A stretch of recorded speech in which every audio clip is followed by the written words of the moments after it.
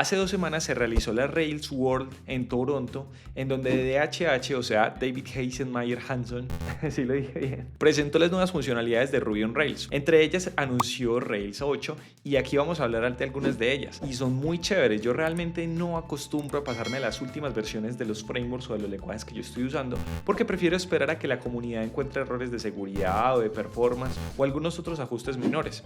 Pero estas últimas funcionalidades y características que mencionó Dave son muy prometedoras. Entonces vamos a hablar de ellas hoy. Pero antes de hablar de lo que viene en Rails 8, tenemos que entender lo que fue Rails 7.2. Y es que resulta que Rails 7.2 dio un paso extra, aparte de lo que fue Rails 7, en donde podemos hacer un acercamiento a lo que va a ser Rails 8, pero ya de una forma mucho más nativa.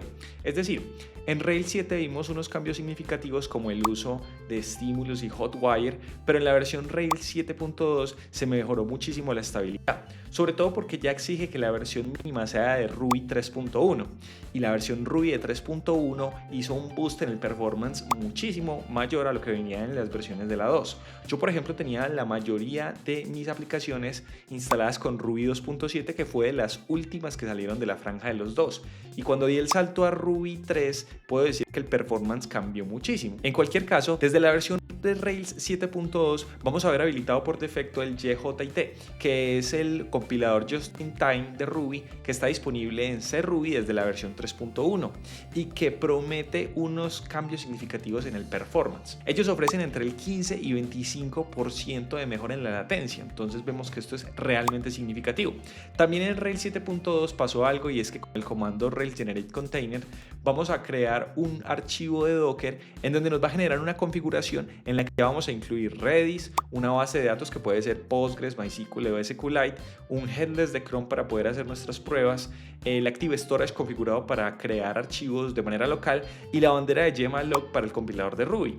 Si no sabes qué es el gmalloc, es simplemente una banderita que se activa a la hora de compilar la versión de Ruby, la cual promete tener una mejor administración de la memoria. Y esto es especialmente útil si tú utilizas, por ejemplo, librerías como Sidekick, en donde se ha comprobado que utiliza muchísima memoria y con una mejor administración las aplicaciones son mucho más resilientes y también tienen un mejor performance. En mi caso yo lo he llegado a comprobar porque muchas de mis aplicaciones dependen directamente de Sidekick. Más adelante vamos a hablar por qué esto en Rails 8 va a terminar. En Rails 7.2 también se agregó un browser version guard, y esto significa que no todos los navegadores van a ser compatibles o van a poder acceder a nuestra aplicación de Ruby on Rails, y esto es, digamos, un arma de doble filo, pero también tenemos que tener en cuenta que esto se puede desactivar, y esto significa que no todas las versiones de los navegadores van a poder consumir nuestra aplicación de Ruby on Rails. Y esto es bueno en el sentido en el que, digamos, que los nuevos estándares de seguridad están adoptados por el Ruby on Rails, pero no por todos los navegadores, sobre todo los viejitos. Entonces esto es una medida de seguridad que ya requiere, que le podemos casi que exigir a nuestros clientes, pero que también podemos desactivar en caso de que tengamos un cliente que simplemente no quiera o no pueda utilizar un navegador web de tipo moderno. Finalmente, las guías de Ruby on Rails de la página de la documentación oficial fueron totalmente actualizadas. En lo personal a mí me parecían lo suficientemente amigables, pero estas pues inclusive son mucho más, y a mí no me parece un mal cambio. De hecho me parece bueno para las personas que están aprendiendo Ruby on Rails o en general desarrollo web. Ya entrando a las funcionalidades y las características que va a tener Ruby on Rails 8, vamos a escuchar mucho la palabra Solid. ¿Por qué? Porque hay unas nuevas librerías que integraron, que inclusive ya existían, pero la integraron de forma nativa, las agregaron como default dentro del Gemfile y hacen parte como tal del framework de Ruby on Rails. Y empecemos por hablar del Solid Cable. Muchos ya conocen Solid Cable de versiones anteriores o habían escuchado acerca de que Ruby on Rails maneja WebSockets para la comunicación entre backend o frontend o múltiples clientes en tiempo real mediante el protocolo WebSocket. Ahora la novedad es que Solid Cable, y en general de todos los otros Solid, es que ya no vamos a depender de Redis. En lo personal esto me afecta muchísimo porque todas mis plataformas y aplicaciones de Ruby on Rails de mi cliente principal, estamos hablando de entre 25 y 30 servidores con aplicaciones de Ruby on Rails, todas están dependiendo y conectándose de Redis, y en mi caso, que utilizo AWS, dependo del servicio de Elastic Cache, que no es para nada barato y que es un monstruo para realmente lo que necesito.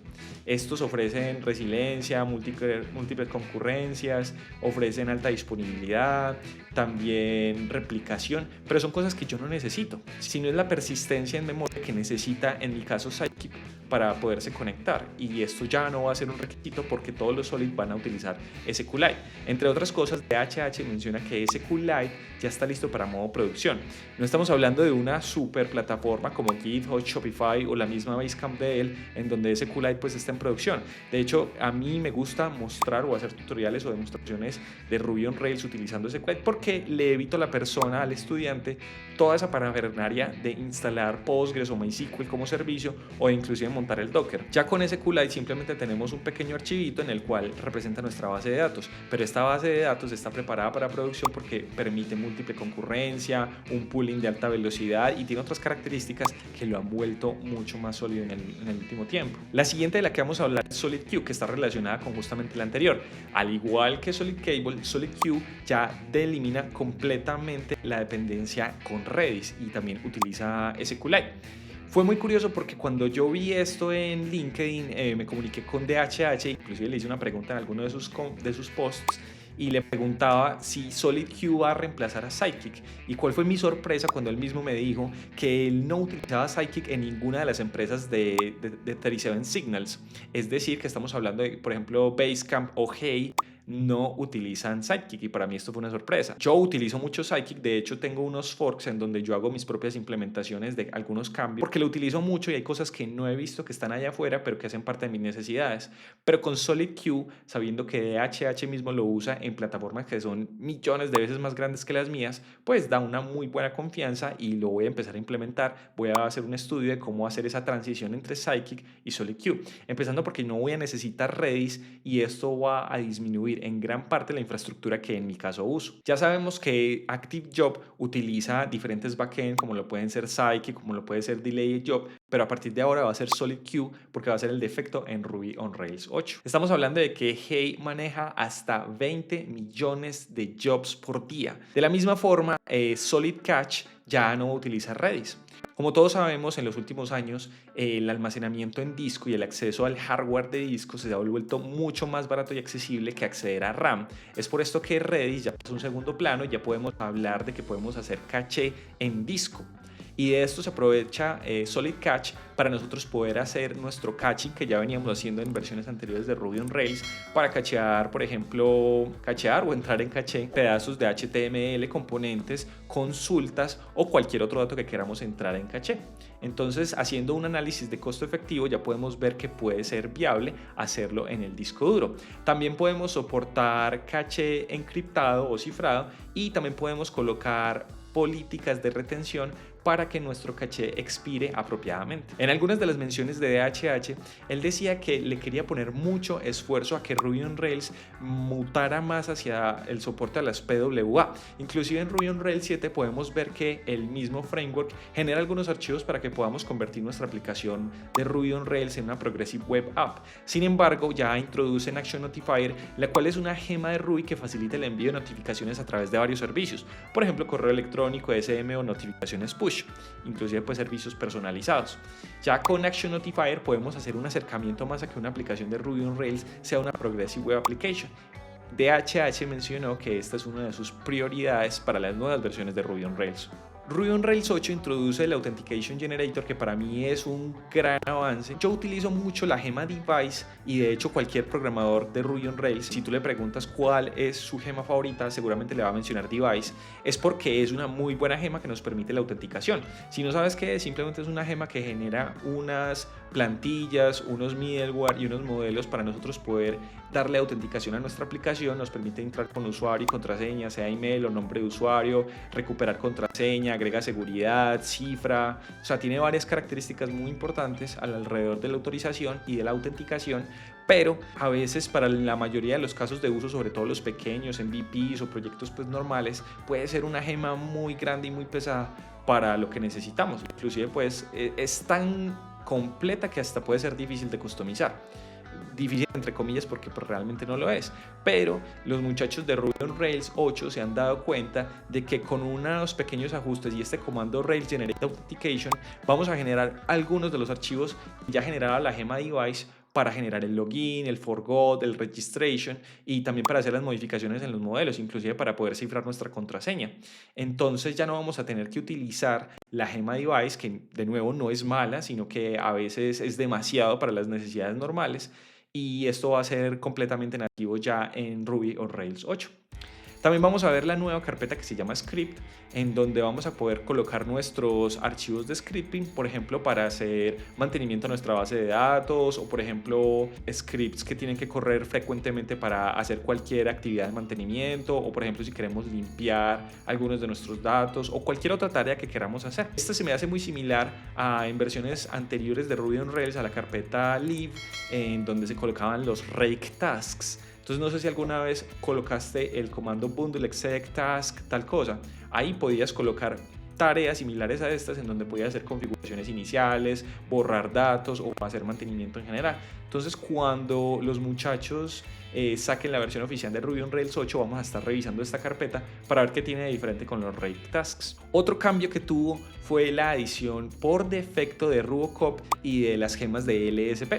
Rubocop es una gema que nos permite comprobar nuestro código para ver sintaxis, estilos, formatos e inclusive algunos problemas de seguridad. Trae por defecto configurado la guía de estilos utilizada por DHH y con la gema de LSP vamos a permitir que nuestro IDE se integre mejor con el ecosistema de Ruby, permitiéndonos buscar definiciones, dónde están declarados nuestros métodos, hacerle seguimiento a las variables y ver inclusive el código fuente de las gemas. Esto es algo que ya se podía hacer anteriormente, pero pues ya está hecho por defecto y no vamos a tener que configurarlo como antes teníamos que hacerlo. Es una funcionalidad muy similar a lo que ya hace RubyMine, en donde nos permite navegar, si tienes la gema LSP instalada, donde nos permite navegar al código fuente, por ejemplo, de las gemas. Desde Ruby on Rails 7.2 se hablaba de Camel, pero ahora en Rails 8 se habla de Camel 2.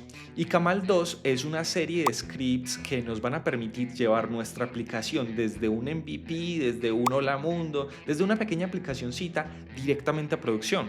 Y Camel supone que tú vas a tener tu imagen de Docker registrada, vas a tener tu clave pública instalada en tu servidor remoto, estamos hablando de un VPS, y con unos sencillos comandos en cuestión de minutos él se va a conectar, va a instalar la imagen de Docker, va a hacer todo el despliegue, va a colocar el servidor web, el proxy inverso e inclusive el certificado de seguridad. Entonces vamos a ver que con unos pocos comandos ya podemos desplegar en modo producción nuestra aplicación que está en local. Y esto es súper importante porque si tú has visto mis otros videos, yo aquí mismo en este canal he explicado cómo hacer despliegue de una aplicación de Ruby on Rails que en Ubuntu, en DigitalOcean, con el Puma, con el Nginx, con el Certbot, con Sidekick, con el certificado de Let's Encrypt, y todo esto realmente es mucha configuración, que si bien es importante aprender cómo funciona esto por detrás, ya lo vamos a ver todo casi que automágico con Camel 2.